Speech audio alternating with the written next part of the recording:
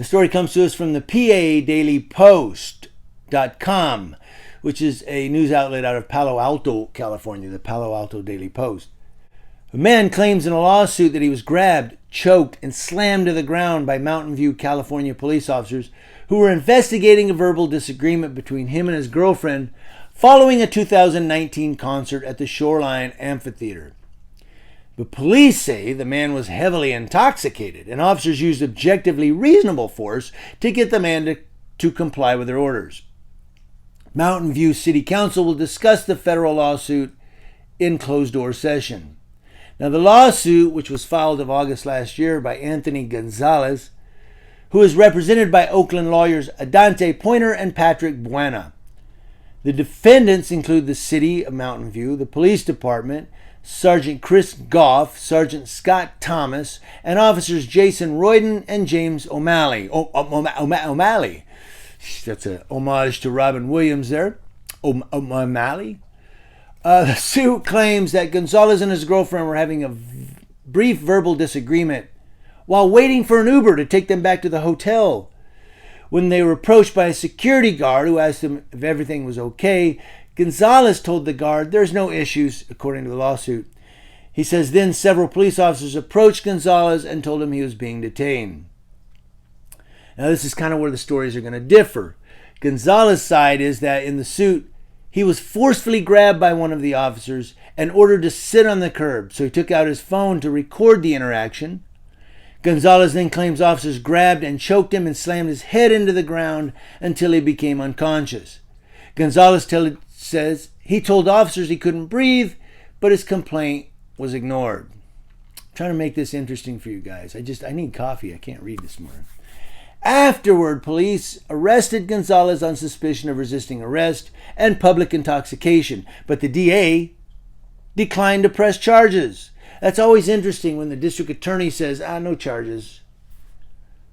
Because the district attorney, it would really be like, we're taking this dude down. Fight with our cops, you're going down. But this district attorney doesn't want to press charges.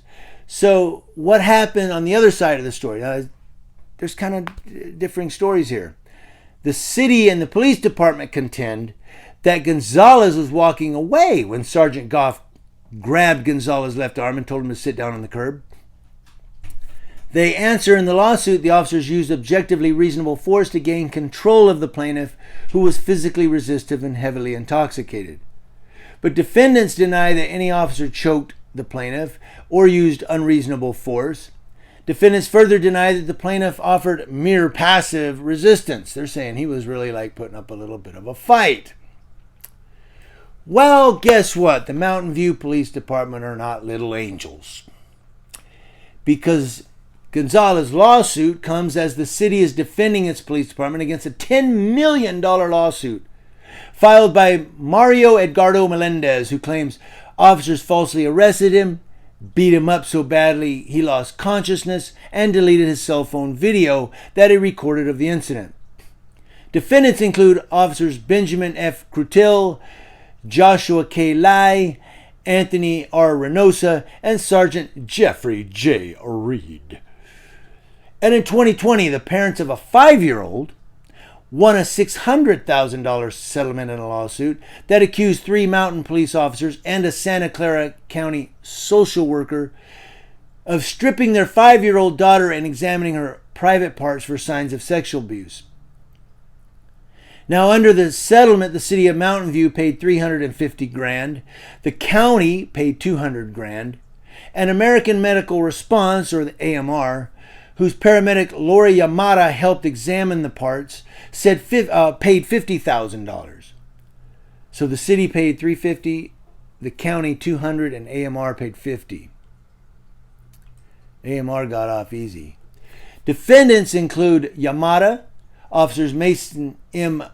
Motomura, Jason Poirier, and Matthew R. Rogers, and Sergeant Tony Vieira, not to be confused with any photographers in the area of Los Angeles.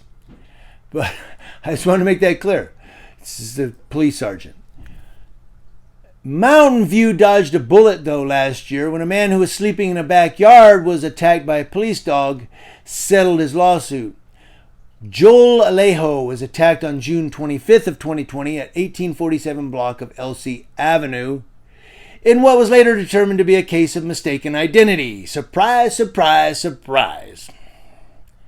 Mountain View dodged a bullet last year when a man who was sleeping in a backyard was attacked by a police dog settled his lawsuit.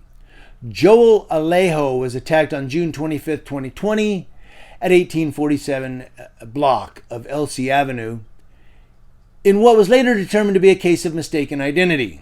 Big surprise there. Mountain View police asked Palo Alto police to use their police dog to find a kidnapper. And when the dog came upon Alejo, he didn't resist, but Palo Alto Police Sergeant Agent Nick Enberg still instructed the dog to bite him.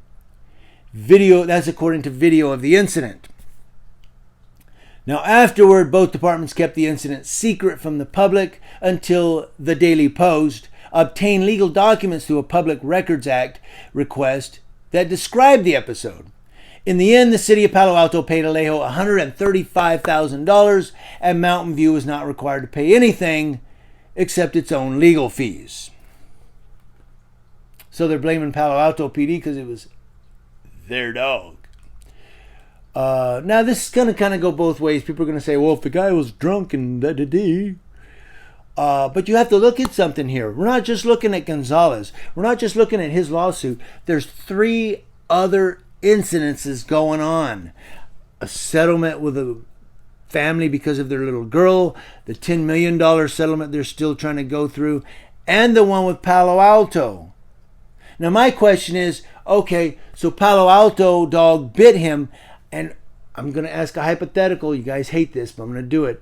Did any Mountain View cop step in and go, yo, yo, yo, it's not the dude? Or he's not resisting. What's the dog doing? I'm just asking. See, we're going to let Mountain View off the hook on that one and go, well, it was the Palo Alto police. It was their dog. But did any Mountain View police officers step in and go, whoa, he's not resisting. Why are you sending the dog?